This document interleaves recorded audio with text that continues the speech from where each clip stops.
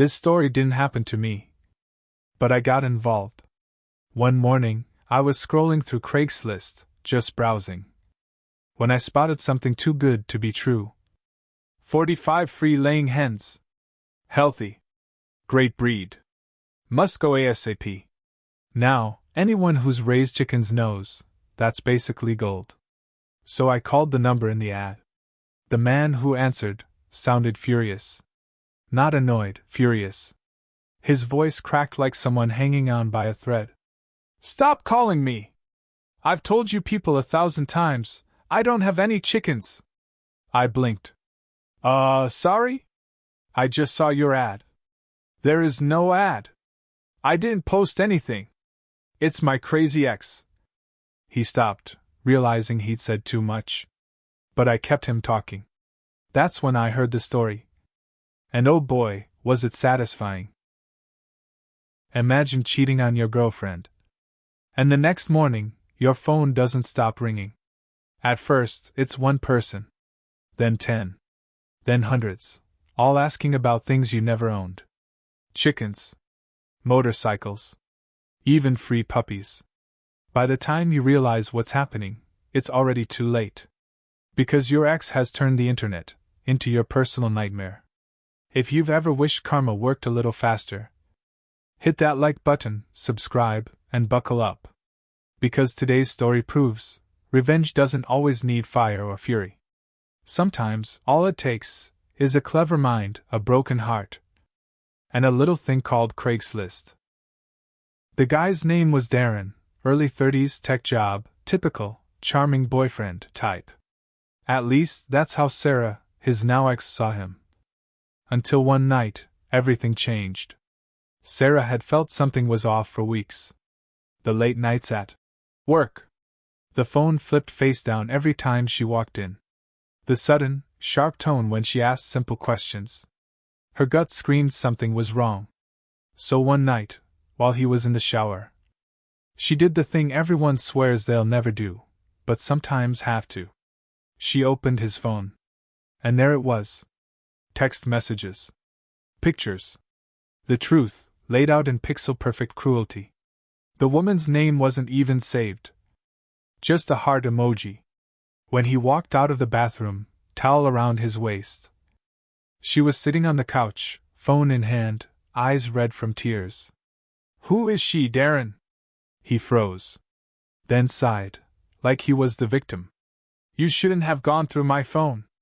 No apology. No guilt. Just arrogance. As if she had broken something by discovering his betrayal. That was the moment Sarah decided. She wasn't going to cry anymore. She wasn't going to beg. She wasn't even going to yell. She was going to make him regret every ounce of disrespect. In a way he'd never forget. Sarah knew Darren's biggest weakness. His phone. He worked in sales, and his entire job revolved around that number. He bragged about it all the time. I can't ever change it, he'd say. Too many contacts. Too many deals lined up. And that, right there, was her opening. She didn't want to destroy his career, just his peace. And Craigslist was about to become her best friend. Clapperboard Scene 3, Operation Craigslist Chaos. The first post was simple. Free motorcycle, moving out of state. Call any time. With his number attached. Within hours, Darren's phone exploded. Missed calls, voicemails, text messages, from strangers all over town.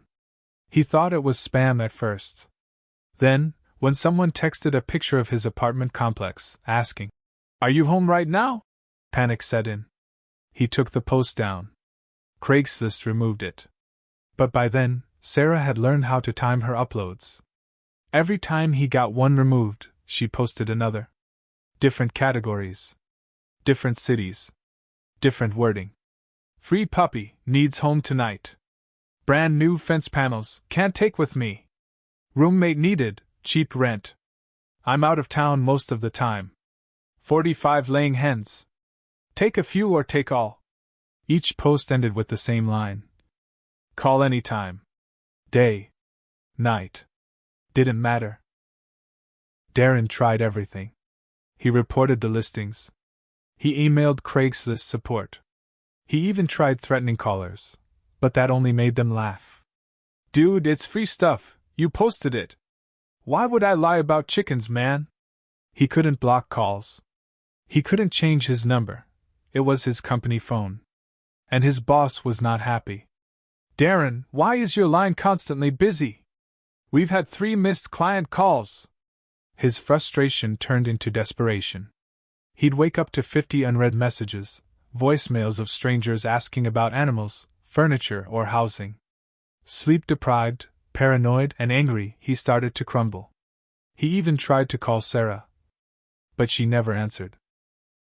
By the time I called about the chickens, he was completely broken. I could hear it in his voice. That mix of rage and helplessness that only comes when you realize you're being outsmarted by someone you underestimated. He ranted for 5 solid minutes. About how she'd ruined his life. How he'd just made one mistake.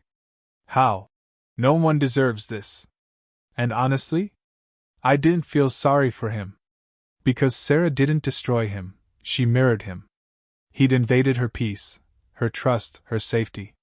And now, every time his phone rang, he got to feel what she felt: violation, intrusion, loss of control. Except this time, he couldn't hang up. Weeks passed, and the chaos didn't stop. Sarah became something of a legend among her friends. They'd check Craigslist like clockwork, laughing at the latest listings. Free hot tub. Must pick up tonight. Wedding dress never worn. Call ASAP. Darren eventually stopped answering calls altogether. He started missing work deadlines. He grew paranoid, thinking every text was another setup. And slowly, his shiny, confident facade cracked. He even tried to go to the police. But what could they do? Posting free chickens isn't exactly a felony. So the calls kept coming. The messages kept pinging. And Sarah? She slept like a baby. Months later, the storm died down. The posts stopped appearing. Sarah had moved on. New city, new number, new peace. And Darren? Well, he still couldn't change his phone number. Every now and then, a random call still slipped through. A tiny ghost of karma, reminding him what happens when you break someone who trusted you. The universe has a funny way of reconnecting things. Especially when you deserve a little disconnect. When I hung up after talking to him, I realized something. Karma doesn't always need to be dramatic.